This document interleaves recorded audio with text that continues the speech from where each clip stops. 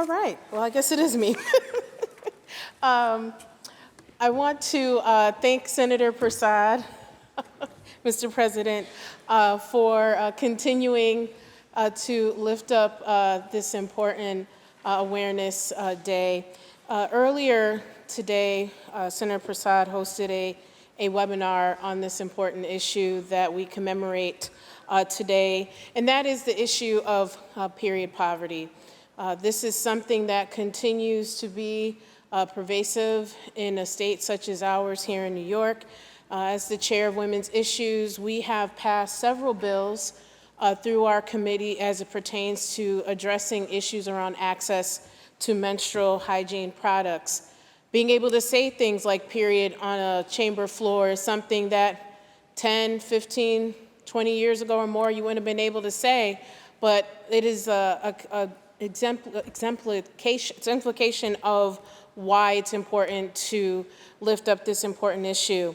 Just to share some stats, in New York State, 1 in 6 women and girls between the ages of 12 and 44 lives below the federal poverty line. And the cost of menstrual products, which may seem trivial to some, create real barriers for low-income individuals. In the U.S., 1 in 3 low-income women miss work, school, and outings due to lack of period supplies. Menstrual products are most certainly not covered by public assistance programs.